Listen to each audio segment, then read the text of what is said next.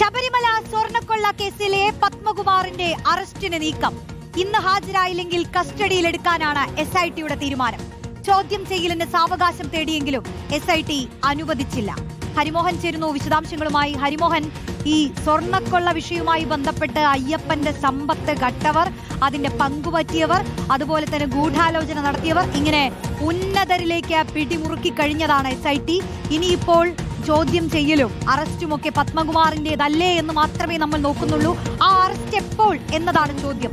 അതിൽ ഈ അറസ്റ്റ് എപ്പോൾ ഉണ്ടാവുമെന്നാണ് നമ്മൾ കരുതുന്നത്. അപ്പൊ ഇന്ന് ഹാജരാവാൻ പറഞ്ഞിട്ടുണ്ടല്ലോ. കസ്റ്റഡിയിലെടുക്കാനുള്ള ഒരു തീരുമാനമാണ് SITക്കുള്ളത്. പക്ഷേ ചോദ്യം ചെയ്യലിന് ഹാജരാവുന്നതിനായി സാവകാശം തേടുന്നു. പല കാരണങ്ങളും പറയുന്നു. പ്രത്യേകിച്ച് ഒരു ബന്ധുവിന്റെ മരണമടക്കം ചൂണ്ടിക്കാട്ടുന്നു. പക്ഷേ SIT അതിനൊന്നും അനുവദിക്കില്ലല്ലോ അല്ലേ? ഹാജരാകാൻ പറഞ്ഞ സമയത്ത് തന്നെ പത്മകുമാറിന് ഹാജരാകേണ്ടി വരില്ലേ? അറസ്റ്റ് എപ്പോഴുണ്ടാവും?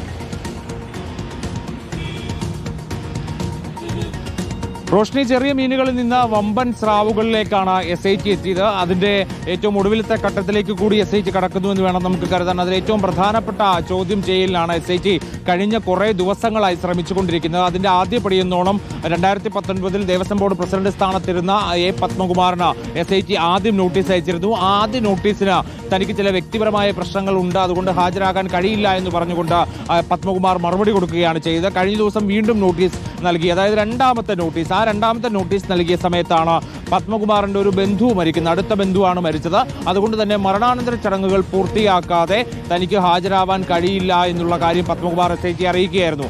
അതിന്റെ അടിസ്ഥാനത്തിൽ ഇപ്പോൾ SIT തീരുമാനിച്ചിരിക്കുന്നത് ഇന്ന് തന്നെ അടുത്ത നോട്ടീസ്, അതായത് മൂന്നാമത്തെ നോട്ടീസ് നൽകും എന്നുള്ളതാണ് SITയുടെ തീരുമാനം. ആ മൂന്നാമത്തെ നോട്ടീസിന് അടിയന്തരമായി ഹാജരാകാൻ, അതായത് നാളെ തന്നെ ഹാജരാകുക എന്നുള്ളതാണ് SIT പറയുന്നത്. അതില്ല എന്നുണ്ടെങ്കിൽ പത്മകുമാർ എവിടെയുണ്ടോ അവിടെ ചെന്ന് കസ്റ്റഡിയിൽ എടുത്തുകൊണ്ട് ചോദ്യം ചെയ്ത് അറസ്റ്റ് രേഖപ്പെടുത്തുക എന്നുള്ളതാണ് SIT ഉദ്ദേശിക്കുന്നത്.